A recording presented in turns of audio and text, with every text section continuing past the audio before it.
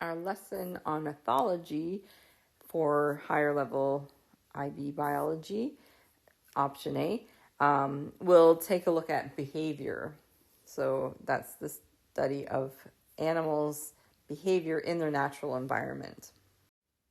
So ethology, as I mentioned, ethologists study behavior of animals in their natural conditions, so not in a zoo or a lab. You can take a look at the YouTube video on Jane Goodall, Learning in Chimpanzees. She studied chimpanzees right in their own habitat. So she learned so much about these primates, and more than anyone ever before, because she didn't take them out of their environment, she watched them in their environment. In grade 11, when you studied natural selection, you learned that some traits will give animals a selective advantage over another. So it allows them to survive, allows them to reproduce, and pass their genes on to the next generation of offspring. So just like inherited traits can give animals a selective advantage, so can behaviors. So if you act in a certain way as an animal, you may attract a mate and you can survive to reproduce. So one example that we'll take a look at are European blackcaps. So they're small warblers, some small birds. These birds were originally in Germany in the summer and would winter in Spain. Some birds began wintering in the United Kingdom instead of Spain, so they didn't go as far south. These birds would return to Germany an average of 10 days earlier. So it gave them a larger choice of territory for their nests. And then eggs were gathered from those who had migrated to the UK and those who had migrated to Spain. And they reared both sets of chicks and then recorded the direction that they migrated. The birds whose parents had originally migrated to the UK flew west towards the UK, and then those whose parents had migrated to Spain flew southwest. So even though they never met their parents because they were raised by people, they still knew which direction to fly when they were old enough to fly and migrate. So they chose the same direction as their parents had. Cuckoos are interesting birds because they don't raise their own young. Instead, they lay their eggs in the nests of other species and then abandon their own egg. Sometimes they'll steal the eggs of the parent of the original nest owner and replace them with their own eggs. And then hopefully what happens is the cuckoo bird baby will hatch first. And then the other bird species will raise the cuckoo as their own. As the cuckoo develops, it's even shortly after birth, it will push the other baby birds, if they've hatched, or the eggs out of the nest, so that the parent, it's often a warbler, will raise the cuckoo baby as its own and be the only child that they have anymore. And then sometimes the eggs will get rejected by the parents, both the cuckoo eggs or the actual parent eggs. And then the egg rejection behavior is more common in populations that are targeted by cuckoos. So warblers, even though they get duped sometimes, they start to catch on, so they'll reject their eggs. So they've learned to reject eggs because they can't trust whether the egg is a cuckoo's or their own. Some other examples of behaviors. So coho salmon, there's two different types. The hook noses, they're bigger, so they will fight for their territory. And then jacks, which are smaller, they'll be sneaky and they'll dart in and try to fertilize eggs or whatever. So it's dependent on their size. So their behavior is dependent on size. Female lions will have synchronized estrus, so they'll have they'll all go into heat at the same time and get pregnant at the same time, so they can all raise their babies at the same time.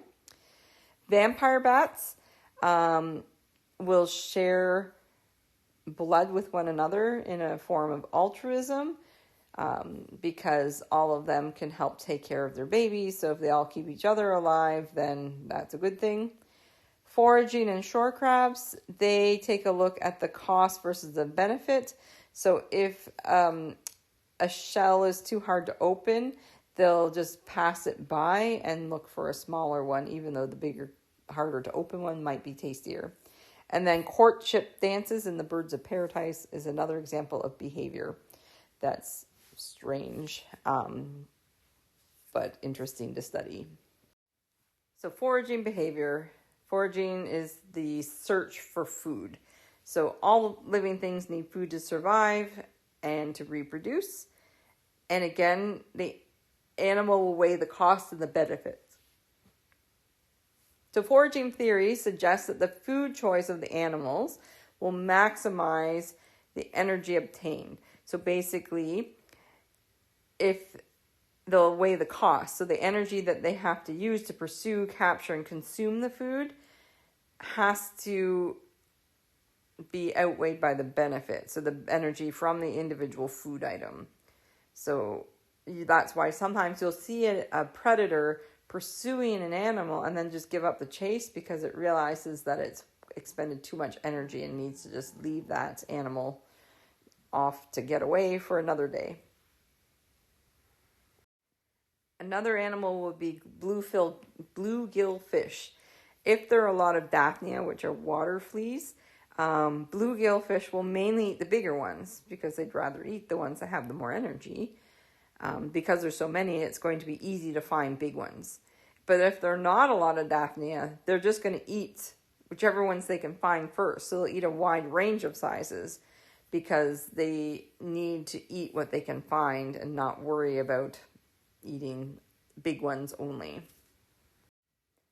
Crows like to eat clams, but again, they sometimes will dig up a clam and leave them without even eating them because they can predict the handling time. So they can predict how long it would take them to open the clam. So if it looks like the clam is going to be hard to open, they'll just leave it behind and look for a better one that will be easier to open. So crows are very clever birds. There's also a video by David Attenborough. It's entitled Wild Crows Inhabiting the City, to use it to their advantage.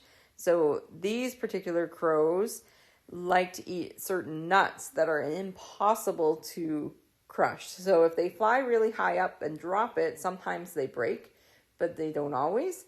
So these birds have discovered that if they drop the nut in an intersection right over a crosswalk, a car will drive over it, crush the nut, and then they will actually stand at the crosswalk and wait for the light to change, will hop down, cross like they're a person crossing the street, grab the nut, and fly away after it's been cut open. So very clever crows. Some animals have highly exaggerated traits, and the bird I always think about are peacocks because of the male's display of their fan feathers. Another example would be large antlers in deer.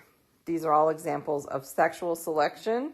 So that's a subset of natural selection, if you remember, that leads to an increased fitness. It might not make them more physically fit because sometimes their exaggerated traits make them stick out to predators, may make them off balance, but they're more attractive to their mates. And so they're able to reproduce, and that's their goal. Animals can have rhythmic behavior, so their behavior will depend on a pattern. So daily cycles, so diurnal, are they nocturnal? Are they diurnal? Are they awake during the day? They could have seasonal cycles, so their behavior changes throughout the seasons. Lunar cycles, they may be more active when the moon is full versus not, and so on. One example would be red deer. Their mating occurs in the autumn, so their babies are born in the spring when there's a lot more food available. So that's one behavioral strategy that's based on rhythmic behavior. Fiddler crabs, their courtship rituals are linked to the new and full moon, which is linked to tidal periods. So they're going to mate when the tides are going to be right, and that's based on the moon. Fiddler crabs are interesting too because the male fiddler crab has a giant claw that actually makes them very unwieldy, but it's a sexual selection strategy again. Cicadas are really interesting because they only emerge from their hiding spots every 13 years or 17 years. It depends on the species. And this helps make it difficult for predators to follow the same cycle. Most predators won't be alive the next cycle to remember that cicadas are a good source of food. Bears will hibernate during the winter to conserve energy when the food sources are low, and then they'll be active in the summer. Polar bears may be different. They actually become less active during the warmer months. And then some animals can learn something really quickly and spread it through a population, but that behavior will be lost much more quickly than an innate behavior.